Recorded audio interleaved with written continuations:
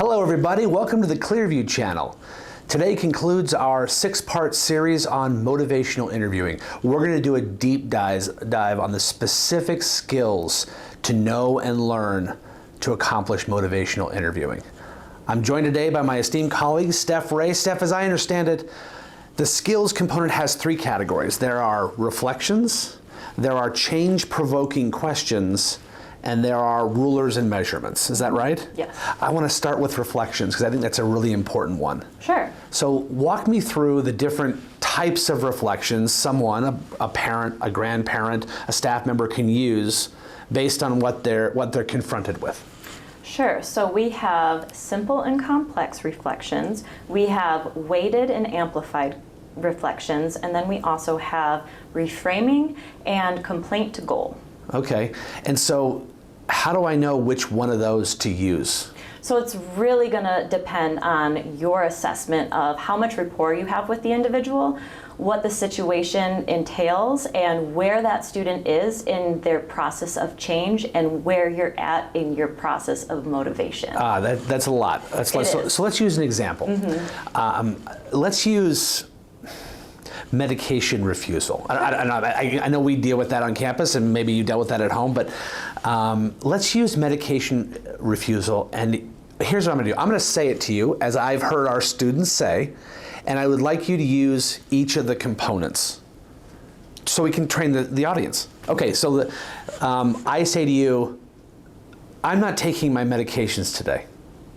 Yeah, so a simple reflection would be, I hear that you're not going to take your medications today. And a complex reflection would be, I hear that you say you're not going to take your medications today and you think that they're stupid. So with complex, you're starting to put a little bit more of your inferences in there to really show them that you're listening and you're trying to digest and understand where they're coming from. Okay, and so I get simple and I get complex. What if I said that to you? I said, I'm not taking my medications today. My mom wants me to. I don't want to. They're stupid. How would you use a weighted? A weighted one would sound like, yeah, you think that medications are stupid and there's no point to them whatsoever. An amplified reflection would be, all medications are dumb and there's no point to any medication whatsoever. When you use a weighted or an amplified, it kind of blows up what they're saying so that they can start to see discrepancies in that, what they're saying for themselves.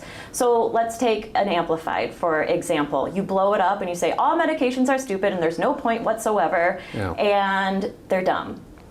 The student will be like, well, not all medications are stupid, and just the ones that I take, or it just makes them start to kind of think about what they're saying, and then you can find those discrepancies in what they're saying and what their beliefs are. I get you, I get you. So I've heard simple, I've heard complex, I've heard weighted, I've heard amplified. What are the remaining 2? We have reframing and then a complaint to goal. So if I said, I'm not taking my medication today, my mom wants me to, I don't want to, she takes medications, I don't need to anymore. Mm-hmm. Yeah, so a reframe would say, so I hear that your mom takes medications and that she'd like for you to take your medications because she might be concerned and she sees the value in them.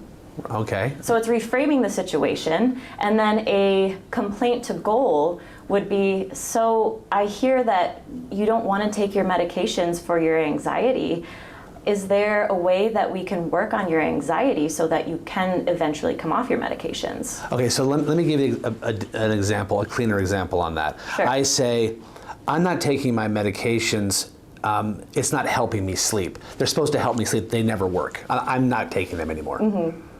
How would you use a complaint to goal on that?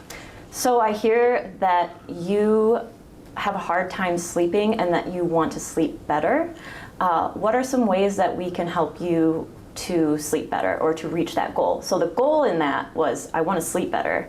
Got it. Okay, so really I'm, based on my rapport with the person, my son, my daughter, the student in front of me, the staff member, my spouse, I'm factoring that in to which of the 6 I'm going to use, how they're responding to me or presenting to me in that moment. And I'm basically trying to understand the spirit of motivational interviewing, choose one and roll with it. That makes sense. Can we practice? Sure. but can you be the teacher, which you are, and I be the student? I would like to use a different example. I want to use one that's relatable to me. Is like refusing to go to school.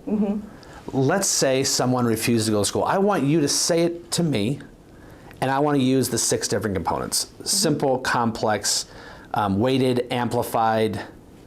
What's the 5th one? Reframing. Reframing, and then complaint to goal. Yep. Okay, so present it, because I really want our audience to get this. Right. And I want to show you, and by the way, if I don't get it right, I want you to push back. Yep. Okay, sure. So, I don't want to go to school. School's dumb.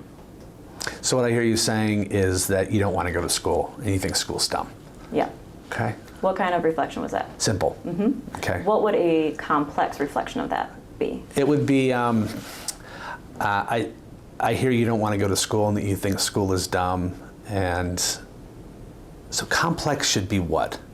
What would you say on that one? So a complex would be you as the clinician are reflecting back to them what they're saying, but also putting your perspective into what you think that they're saying. Okay, so I would say, I see you don't want to go to school and that you think school's dumb, and it must be hard to go to school when you feel like that. Is that complex? Yeah, that could, absolutely. Is that, it must be really hard. And so you're making an inference that it's actually really difficult for me to go to school, because then once when you have that complex and you reframe it, that you reflect it back to me as a complex, you're starting to put that, you think that it's hard to go to school. Right. And I'll be like, yeah, it's really hard to go to school for me. And then you can start bringing information out. Why is it hard to go to school? Right. And when they start talking about why it's hard to go to school, that's where you start creating change talk and finding the goals. Okay, so this might be a dumb question. Why would I ever use a simple reflection? Because to me, it sounds like the complex reflection gets me into a further conversation versus me just saying, oh, I hear you don't want to go to school, that you think school is dumb. Where's that going to go? Yeah, so again, there's many different circumstances to use all of these, and it's going to be based off of your assessment of a few things. 1, your rapport with the student. 2, emotionally, where is the student at? And 3, where in the stages of change are you? If they're a brand new student to you and they are so pre-contemplative that they are not even talking about or willing to talk about change or what they need to do or anything, a simple reflection is going to be great. If a student becomes dysregulated, neurologically, they're not in their prefrontal cortex. They're not in their thinking brain. They are all fight or flight. And so we are going to want to make our communication to them as simple as possible so that we can de-escalate them. So a simple reflection is going to be great for a student who is dysregulated and having a really difficult time. I totally get it now. So based on them being upset, I just kind of want to make sure they understand I'm here and I hear you. And I see you. Right. Versus I'm here, I hear you, I see you, and let me tell you my opinion about this. I get it. I get it 100%. Yes, or let's learn something about this, because they're not in their prefrontal cortex. They're not in their logical brain to go there, and it's most likely going to make them more upset. Okay, let's go to weighted. Give me about refusing to go to school that I can reflect back to you using a weighted reflection. I don't want to go to school because school's really dumb and I'm not going to learn anything. I hear you don't want to go to school because you're not going to learn anything. Have you ever learned anything at school? Is that weighted? Yes, and instead of asking the question of have you ever learned anything, it would be like, yeah, I hear that you don't want to go to school because you don't learn anything and you haven't learned anything at all. Right. Yep. So that feels more like amplified, by the way. I'm basically diagnosing that you don't learn anything at school. That just seems, then they're going to be like, well, wait a minute, I have learned something at school. Yes. So what would be a good weighted response, a good weighted reflection? I would say that would have been a good weighted, and amplified is school is pointless and it doesn't teach anything whatsoever, so why even go? So would you go so far as say, yeah, school is pointless, it doesn't teach you anything. I'm not even sure why you need it. Exactly. Okay. Exactly. Because then they're going to be like, well, wait a minute, don't I need a school to get a job, to pay rent and buy a car and all those things? Okay, that makes sense. Tell me, what would you say if I wanted to reframe it for you? So school sucks and it's pointless for me. I'm not going. So I hear you saying that school sucks and then you're not going. I wonder how your friends are going to feel about that, you not going to school. Do your friends share the same thing? Would that be a reframing? That would actually be shifting focus. Okay. Yeah. How would you reframe that one? So if I'm saying school sucks and I don't want to go and it's pointless, the reframe would be, you haven't found anything that interests you in school right now, and you're struggling to go to school because it doesn't excite you. Okay, so I would say, I hear you say you don't want to go to school. Do I still say it back to them? Do I basically do a simple reflection that has a tail? You can, yeah. So I would say, it sounds like you're not going to school, that you think it's pointless. It sounds like you really don't have any motivation to go to school, and that you haven't found any topics that really excite you. Yes, because when you say that, you reframe it, it's like, yeah, school's really boring, and then it opens up a conversation. Well, what do you want to be learning about? What can you do about that? Can you choose your classes? Can you talk to your teacher? Because the thing to change is the behavior of going to school. But now we're starting to understand why they don't want to go to school. What are the barriers of that? They're bored. They don't see it. Right. They don't see the point of it. And now we're starting to implement problem-solving conversation. Well, I would rather I'd love to learn art. Cool. Can we talk to your teacher about an art class? Right. Or maybe sign you up for an art class after school.